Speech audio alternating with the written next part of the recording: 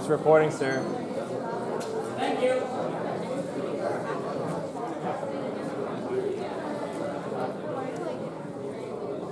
How are you doing?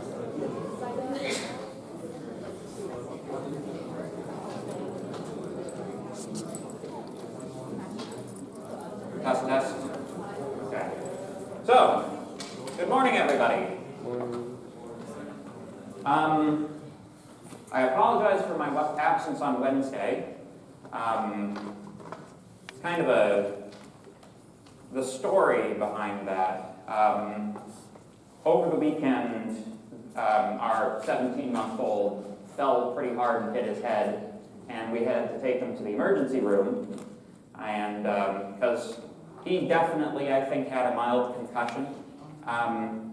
Actually, he never even got to see a doctor at the emergency room because apparently it's, there are so many people seeking medical services on that particular evening that, it's like, oh, you have to maybe wait 8 hours and maybe even longer than that. And it's like, well, by the time 3 hours is up, he's more or less recovered from the injury. And, so it's like follow up with a family doctor on Monday. But, that's, at any rate, we were in an ER and,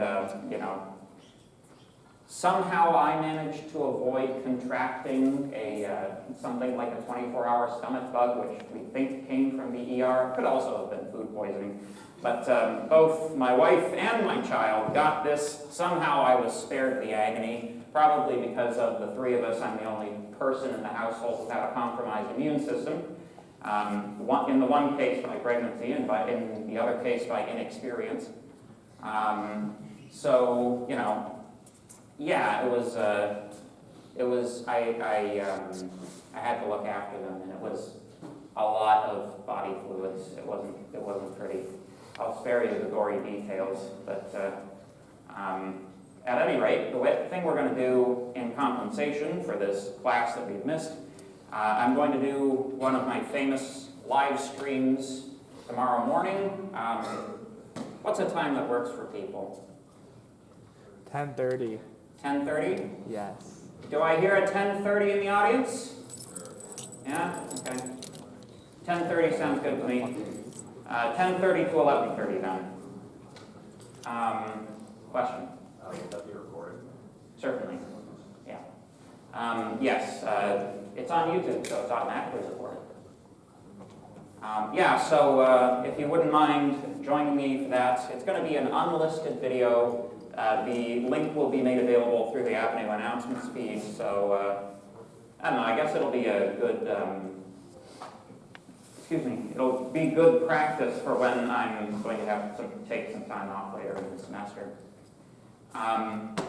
Anyway, we need to get motoring on these slides, so are there any questions before we hit the books? Yes, sir. Am I going to record the what? Record the stream tomorrow? Yes, it's a YouTube live stream, so it's automatically recorded and uploaded to the channel upon termination of the live stream. If you want to join concurrently, you'll need to do so through the link, but after that it will be made public. This is basically to keep the trolls out of the chat, and the bots, etc. So, however, if there are trolls in this very room and in this very class, it's not going to work. So if you happen to be a troll, I ask you to please restrain your trollish behavior for the purposes of the enjoyment of the class by normies. So, let me hit the lights. So when last we spoke, we were talking about some high-level, so to speak, conceptual differences between different programming languages. This is important information to know if you're a person of your discipline. Computer scientists are, generally speaking, expected to have a fairly broad knowledge of programming languages, which languages are appropriate for what situation, etc. So it's good to have a good idea of what these concepts are. So in review, when we talk about a high-level language versus a low-level language, What we are essentially talking about is proximity to the CPU itself. Whereas a language like Haskell or Python is considered high level, although I would not put Python above Haskell in this respect, as I'm sure a lot of you have learned from your first forays into Haskell. Who's in 1JC3 in this class? Yep. How many of you are left-handed? Yeah, it's actually less than 10%. It's interesting. It's supposed to be 10% on average, but anyway. That's from an unrelated conversation that you weren't privy to because you didn't show up 15 minutes early to class. So, Haskell, I would say, is a higher level language than Python just because it exists inside of the functional paradigm. Although Python has a lot of high-level attributes and it tries very hard, fundamentally it's still held back by the fact that it's a C-based language. And C-based languages at a fundamental level have a reasonably direct relation to the number of machine or object code instructions that are encoded by each line of programming code. So, basically, low-level language means faster because everything that you program in it is closer to a smaller number of machine-level instructions, and the fewer machine instructions there are, the faster it runs. There are optimizations that are possible in low-level languages that are simply not possible in high-level languages. But all that being said, high-level languages are easier to work with in general.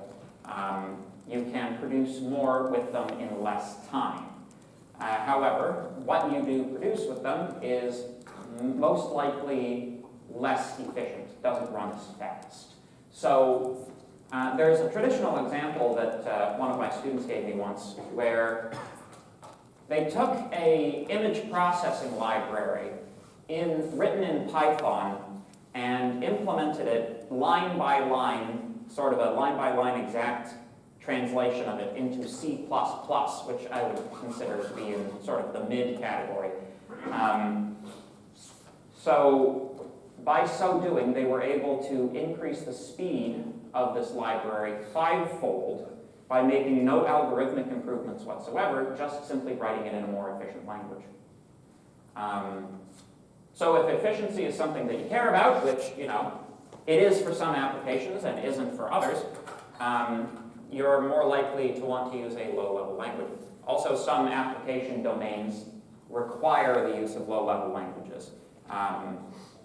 Right now, there's a lot of work going on right now in, cell phones. Cell phones are pretty popular these days. I'm not sure if you noticed. Some of you may be noticing how popular your cell phone is right now as I'm speaking. Cell phones are written using, the processor architecture used in cell phones is called ARM, and it is still very common, despite the fact that high-level languages exist for these platforms, to encode things in the lower-level C, and even there's a fair amount of work still that goes on in assembly for ARM architectures, and the reasons are, of course, speed and power efficiency. Because every command, every instruction that your CPU executes, it does three things, right? It costs time, money, and it produces heat, right? So, at any rate, it's still, low-level languages are still useful. Any questions about that? Yes? Reading the two differences, why do I feel like anything you can program in a low-level language you should instead of a high-level one? Well, the problem with low-level languages is that the development time is longer, and it kind of generally requires more skill to program in a low-level language. And you might say, well, I'm a highly skilled individual, I shouldn't be, I'm not afraid of some low-level language. And it's like, yes, but that sort of, it ties into, if it requires more skill of you, it also requires more time from you. So, if you have if you're working for a startup and you have deadlines to meet, you might want a higher level language.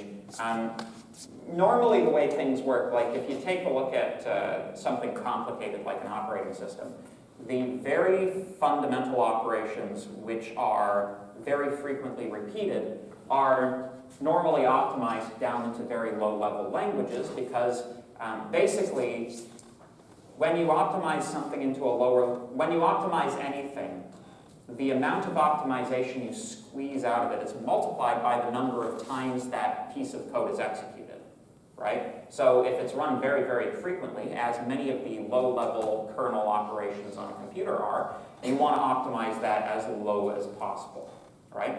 That way you maximize the benefit. But, you know, it's a trade-off, right? You don't need to optimize everything to that degree. You have to kind of be able to balance that trade-off. Does that make sense? Good. Good question. Right there? Are there any tasks where you just have to use a lower level language, or can you just use both languages? So on a modern computer system, you should be able to use pretty much any language you want for anything you want to do.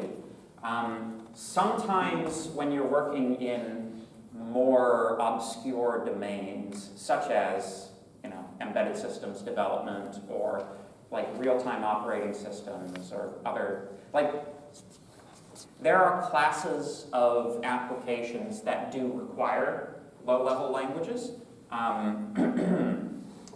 For example, consider the code that goes into an airplane, right? Has to be able to react very, very quickly, has to have a very high degree of reliability, otherwise people could die, right? Same deal with nuclear power plants, stuff like that, right? So in applications like this, the tendency is to go for lower level languages, not just because they're faster and more efficient, but because it's kind of like the more code is involved, the more code has to be verified. So the higher the language level is, the more, libraries that span, hundreds or thousands of lines of code have to be verified to verify that that program has been written in such a way it's not going to kill people, right? So in that case, you kind of want to go for a very simple language like C. C is at one time difficult to work with and a very simple language. The paradigm that C, and I'm telling you this because in 1xC3 you'll be learning C code. C, in order to program in C effectively, you have to understand the system architecture. Like there's no way around not understanding system architecture. You must understand how memory works in order for you to program in C. These are the types of details that languages like Python try to hide from you, right? And that's why I refer to C all the time, because if you understand how C works, then you understand a lot more about how Python works, because fundamentally the Python interpreter is written in C. So yeah, does that make sense? Yeah. Cool. All right. So in addition to high and low level languages, we also have a distinction between domain-specific or application-specific languages and general-purpose languages. These are sometimes called DSLs, or domain-specific languages. Domain-specific languages are designed to do one thing well. General-purpose languages are designed to do everything reasonably. Generally speaking, when you're working with a domain-specific language, it's because you're plugging it into another program that's expecting a domain-specific language. If you're just creating general executable programs, then you're probably going to target a general-purpose language. So, the examples given here, SQL, or Structured Query Language. Anybody use SQL before? A few of you, yeah. We'll have a unit on SQL later in the course. It's a databasing language. Still quite popular, despite the fact that other companies have developed languages they believe supersedes it. When you log into a website, most of the time your password and user information is being stored in an SQL database. Web page HTML, hypertext markup language, is not a programming language, in my consideration at least. There's kind of like a very slight degree of debate about it. Like technically it's Turing complete, but really it's just a document markup. Like it's just a document generation system, if you get right down to it. Like obviously, you know, it gets complicated with HTML5 and CSS and all of that kind of stuff, but you know, fundamentally what you're doing is generating documents, not, you know, writing programs. And when you have to write a program for a web page, you'll generally do it in something like, you know, TypeScript. But but yeah, so certainly it's a domain-specific language. It is designed to be interpreted by web browsers and little else, right? You also have R. Any of you have any of you heard about R? Oh, not bad.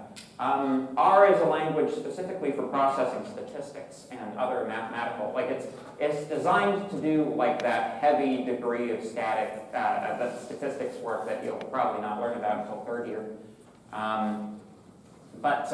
Yeah. And of course, general purpose languages are things like Python, C, and Haskell. You know, most of the things that you get taught will be general purpose languages. Generally, you'll only have to pick up an application-specific language if you're trying to do something with it, right? Does that make sense? Any questions? Yes, sir? Is Swift like an application specific as well? Swift. Is that like the Apple app like development? Yeah, since it's like it's not used for anything other than Apple app development, right? Yeah. Yeah, then it's a domain-specific language. Now, like, notice that although there's no middle bit represented, this is a continuum. You have languages that are more individual and specific. You have languages that sort of have specific application but mix in general programming abilities. Swift, I would say, is in one of those categories. I'd put it somewhere in the middle. But yeah, you get some very interesting exotic domain-specific languages like VHDL is a language that's made specific. It's for designing hardware circuitry, yet it's a language that can be programmed in the same way as software, and you compile hardware with it. It's very cool. Question? Would Java be in the middle of the two? No, Java is a general purpose language. Yes? Where do scripting languages fit in? Like purely scripting? Well, it depends on what it's scripting. Like technically Python is a scripting language. Anything that's being fed into an interpreter is a scripting language. However, the thing that's called to my mind is if you look at the Unity game engine, there's what is essentially C#, but like trimmed down so that it's a scripting language and embedded inside of Unity, right? I would put that like in the middle, because while it does have like more or less the full capability of C#, which is a general purpose language, it is, you know, it does have its bits and bobs that are made specifically just for the Unity game engine, which constrains the domain, shall we say. Does that make sense? Yeah. Cool. Any other questions? Yes?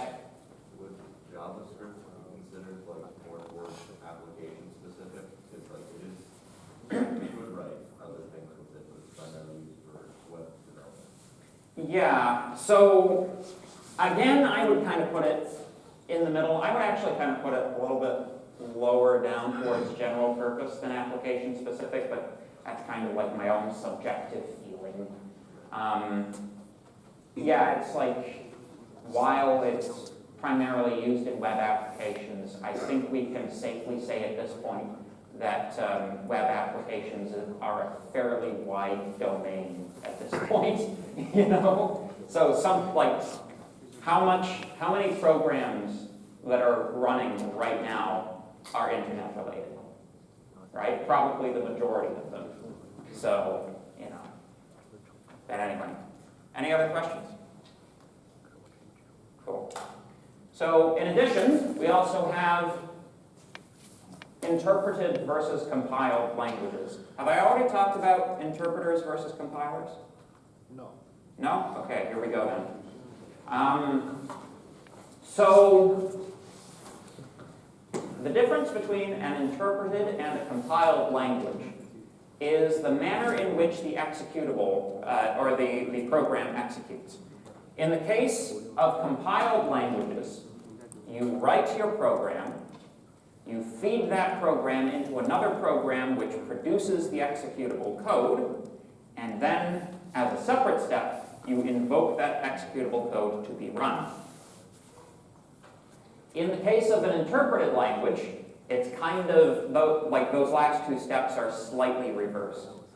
In the case of an interpreted language, you write your source code, then you fire up the execution engine, and you feed your code into the execution engine. And it it performs the same operations that a compiler would, but it's doing it dynamically at runtime rather than pre-compiling it, right? So Python, the language we will be learning in this class, does not execute unless the Python interpreter is being executed, with an asterisk, because it is possible to create a standalone Python executable, but this is not generally how Python programs are used. That's more for specific applications, and what you're really doing is asking Python to embed those portions of the interpreter which are relevant into the executable, rather than just directly translating the program to machine code. In the case of a compiled language, like for example C code is directly and immediately translated into object code, right? So it is compiled into machine instructions. Those machine instructions execute without the need for any other program between it and the operating system. It runs directly on the operating system. Another way you might you might think about it. So if your operating system is a lake, then Python programs have to be in a boat that says the Python interpreter on it, whereas C programs just know how to swim. Does that make sense? Now, it might be true that you can get around faster in a boat than by swimming, but you can't dive down and look at the fish unless you're in a compiled language. I realize that's a somewhat strange metaphor, but yes. Where does JavaScript fall into the spectrum? Because the implementation depends on the engine that's being used to run it, and some engines also use both interpreted and compiled at the same time. I'm not actually as familiar with, I don't know enough about JavaScript and its operation to be able to answer that question, unfortunately. But I know that Java, rather than JavaScript,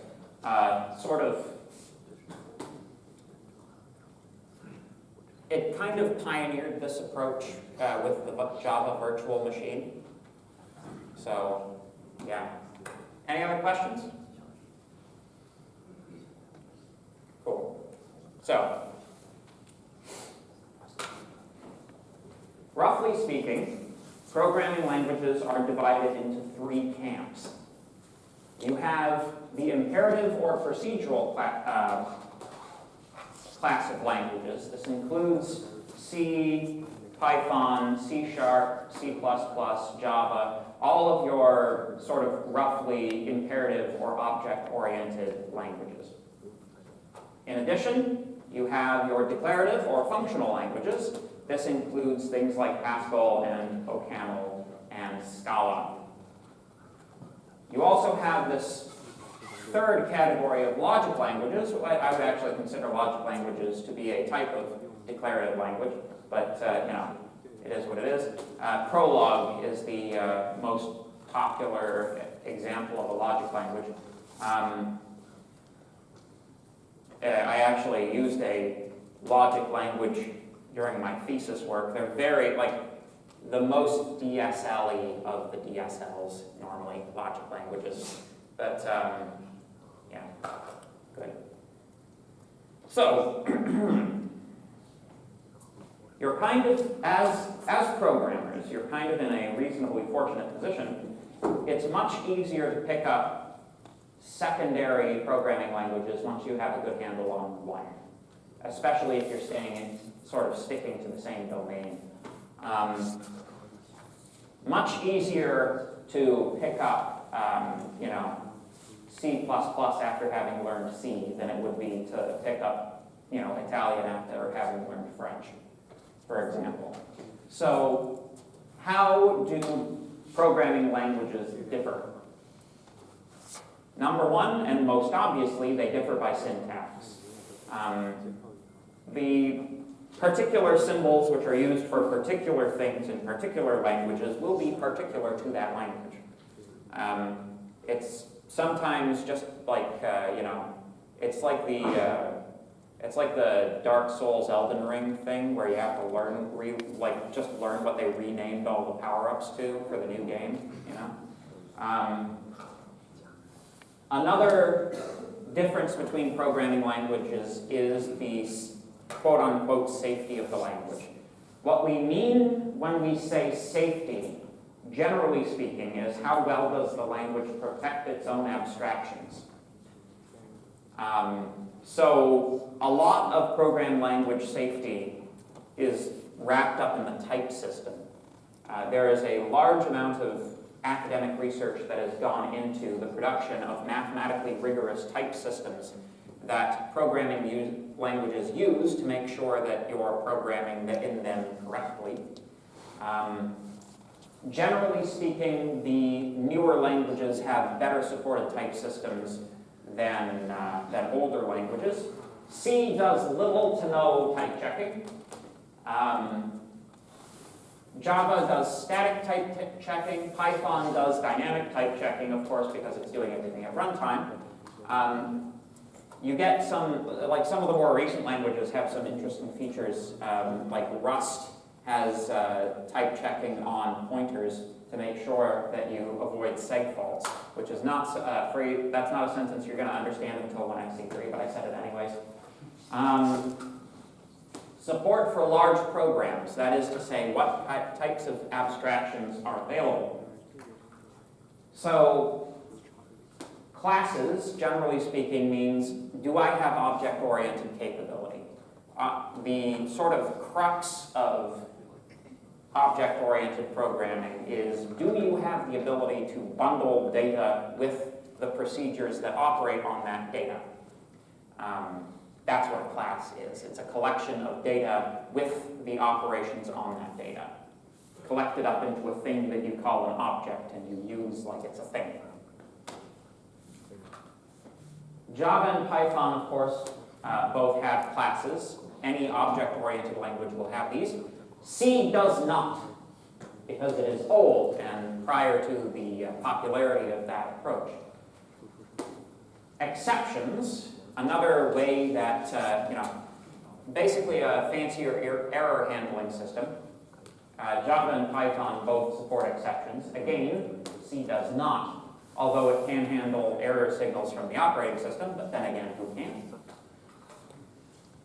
Programming languages also differ quite substantially in their language support. That is to say, the degree to which libraries exist for the language. Generally speaking, the more popular a language is, the larger and more well-supported its set of libraries is going to be. Because Python has been popular for a while, it has a lot of very good libraries that do very interesting things. A large amount of, what's it called? That thing that everybody writes papers about these days. Machine learning, yes. Machine learning is quite popular in Python, basically because the machine learning libraries were written in Python, although I believe they make reference to a C++ library in the back end. But at any rate, yes. You also have differences in the types of data structures that you have available natively. Python has a reasonably large number relative to most programming languages. And of course, portability to other platforms. Most of the general purpose languages will be portable to most platforms. Any questions? Okay.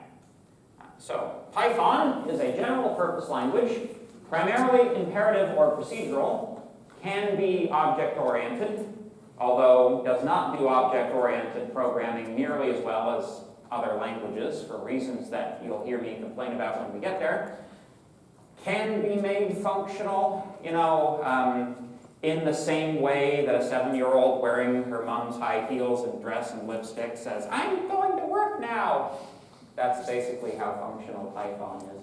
It's like they threw in a couple of constructs that are vaguely functional, but, it's like, yeah, don't kid yourself, Python. It's like, aren't you cute?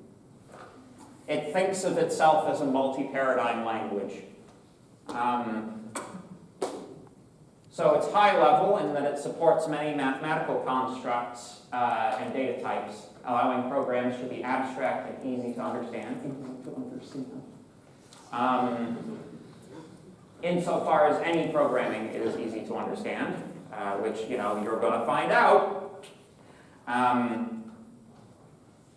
Basically what this means is that Python has taken a lot of well-known data structures that have been developed over the years and integrated them as first-class language members so that you just have instant access to them.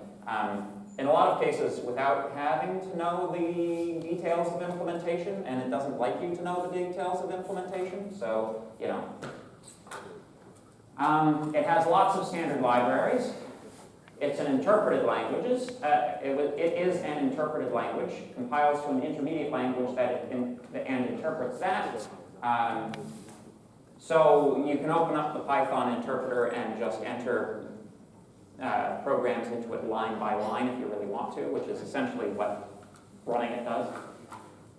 It is dynamically typed. The type checking in Python occurs at runtime, because everything occurs at runtime because it's an interpreted language. Compact and intuitive notation, although white space is important. And it is widely used in industry, God knows why. The project was started in 1989, first release in 1991, created by Guido van Rossum of the Netherlands, quote-unquote open language, so there's an open standard for the Python language. They have a conference every year where they talk about how they're going to screw up the next language construct that really should be there. Python 2 is no longer supported. Use Python 3. The language is actually named after Monty Python. So,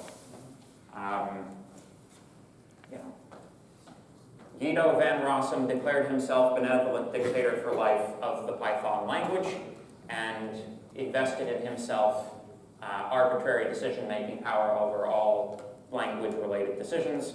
So, yes. Any questions? I don't think he did anymore. There's a steering council that makes decisions now.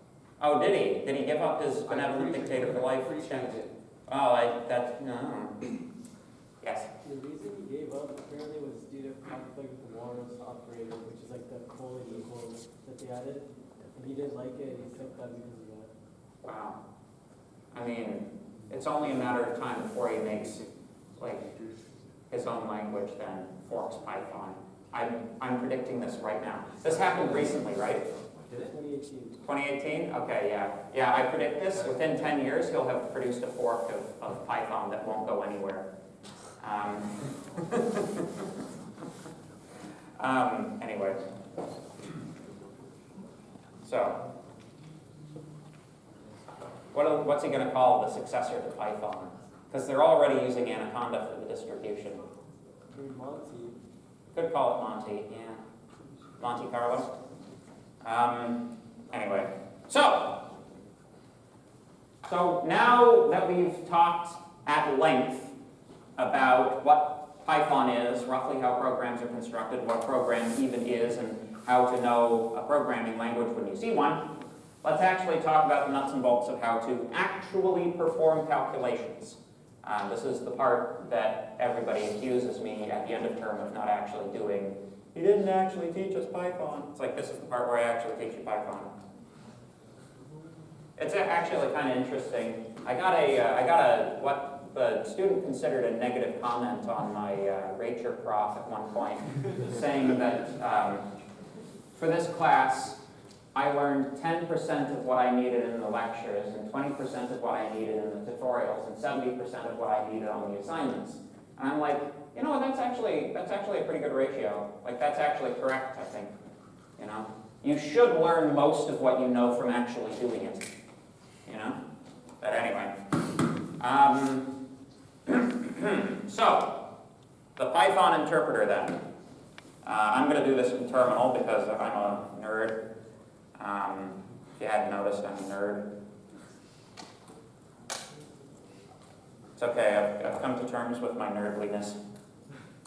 So, if you're working in a sufficiently big-brained environment, all you have to do is type Python 3 into your command prompt, and that brings up the Python interpreter. The Python interpreter is distinguished by the fact that you've got the 3 greater than signs. That's the Python command line interface, right?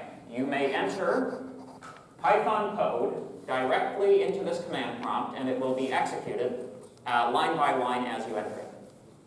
All right? If you're into learning and stuff, a good thing to do is to follow along for these bits. Yes? Is this the same thing as on Mac as well? Oh yeah, on Macs, your default terminal is not bash. You have to type bash once you open up your terminal, but once you get into a bash environment, if you've got Python installed, you should just be able to type Python 3 and bam, you're off to the races. Mac is less insane than Windows. It's at least Unix-based. So,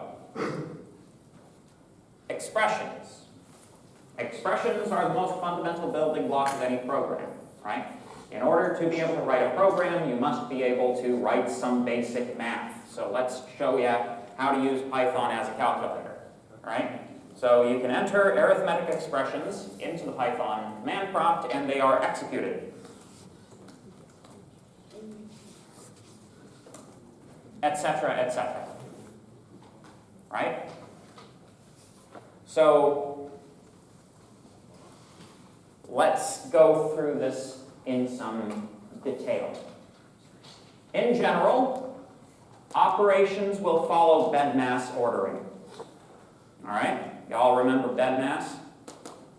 If not, we might have to send you back to high school or elementary school.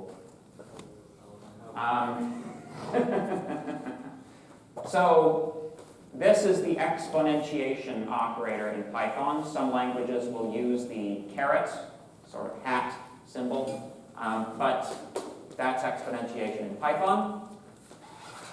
So the correct way to think about these things is as functions accepting 2 arguments and producing a 3rd argument, right?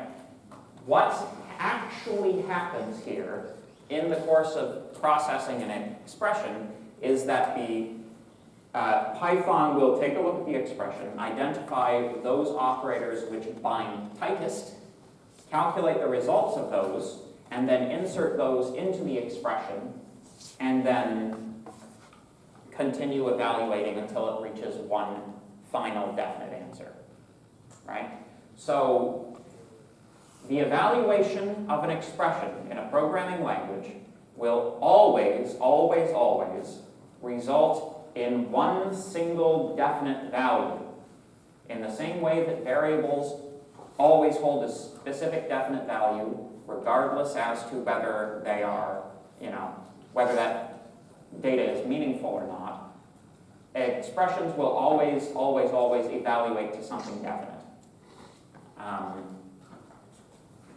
So, good. So these numbers like 6 and 8 and 9, they have a specific name. We call them literal scalars. Most often we will just call them literals. A literal is something that is what it is what you write it as, right? So if it's 9, it is the number 9, you know. If it's a string, then it is the string that you enter, you know. Example of a string literal. Hello world. Now, scalars, right? Scalar means that it's indivisible. The number 8 cannot be divided down into any smaller parts except through use of arithmetic, and we're not using arithmetic here, right? However, the string hello world can be broken down into its individual characters. Therefore, it is not a scalar literal, despite the fact that it is a literal. Does that make sense so far?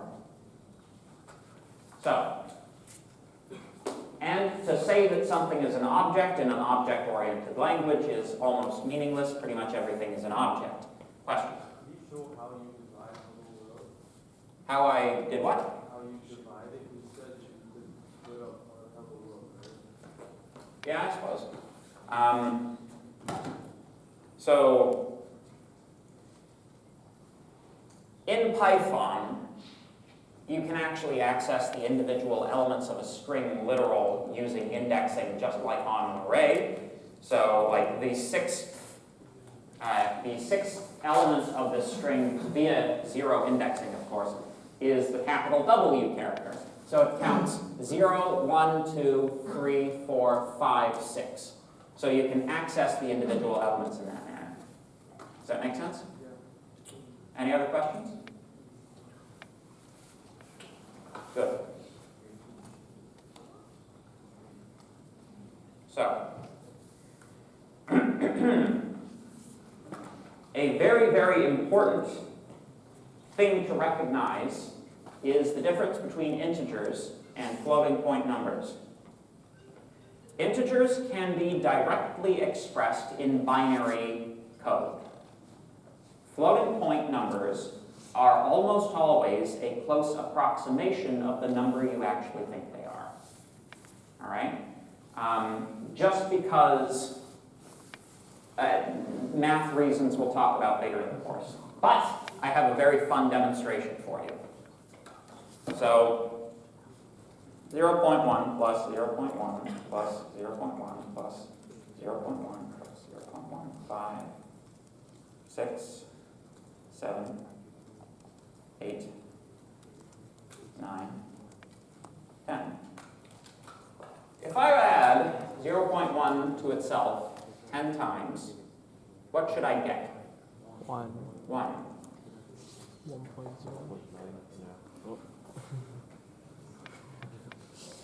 Does that look like a 1 to you? I mean, to be fair, it's extremely close to 1. But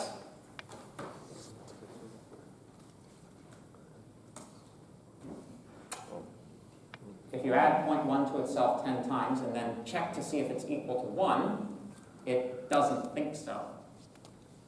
Right? So, is your question why on earth? Oh, I was going to say, is that the same as even if you take equals to 1.0? That's a good question. Yes. So, we'll get into this at a later point in the class in detail, but basically, you know how if you try to divide 1 by 3 on your calculator, you get infinite 3s? You know why that happens? It's because 1/3, the number 1/3, cannot be expressed in decimal arithmetic with finite precision, with a finite number of numbers, right? So, floating point numbers are fundamentally stored in the binary system, not the decimal system. There are numbers which are of finite number of digits in the decimal system, which are an infinite number of digits in the binary system, right? So basically, if it requires an infinite number of binary digits to express, the computer does not have space to store an infinite number of binary digits because it is a physically existing device, right? So it cuts it off at a certain point. That cutoff is known as floating point error.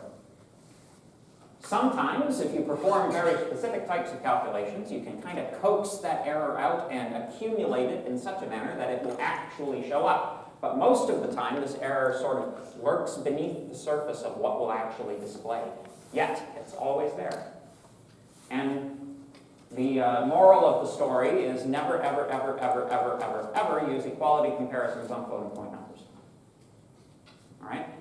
If you're gonna, is your question, so how would you do it then? No, I just meant like, what do you mean by that? Like quality comparison? This operation right here. Oh, Checking to see if this is equal to that, using two equal signs, not reliable on floating point numbers.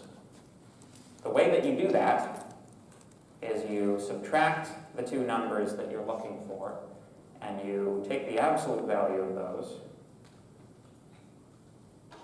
right? And you check to see that that is less than some small amount. So you check it within a range, a tight range around 0, rather than exact equality comparison, which is likely to fail. Question? Instead of doing all that, can't you just round? Well, no. Because like the rounded number itself may also contain floating point errors, right? It's like, sure, you can round it to like, you know, you can attempt to round it to, you know, 1 decimal place. But the question is, how is that being represented in the binary code underneath? Because if it's requiring an infinite series of digits, like the problem with 0.1 is in the same way as 1 divided by 3, it does not have finite representation under the binary system. So it doesn't really matter if you have 0.1000003 and you round it to 0.1. It's still going to require an infinite number of binary digits to represent, right?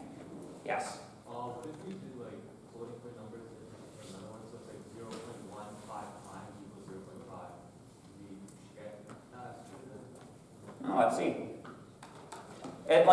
It's not necessarily, it's not easy to predict which ones will fail. So, like this is a known case where it fails, you know?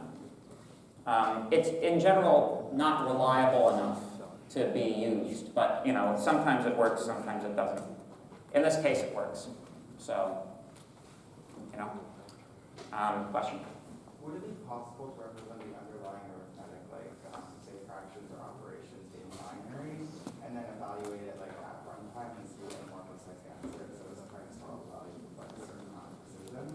Yes, there are libraries which you can do this with. The fraction library essentially encodes fractional numbers as 2 integers and therefore preserves integer accuracy, right? But anyway, so integers are whole numbers, positive or negative. Floating point numbers are any number with a decimal component, even if that decimal component is 0. These are your 2 introductory fundamental data types. Any questions about that? So I hope that the lesson that you're all taking from this is that you should not assume that the computer is, you know, working to your best interests. It's more like riding a wild beast that you have to learn to tame. So, yeah. See you on stream tomorrow.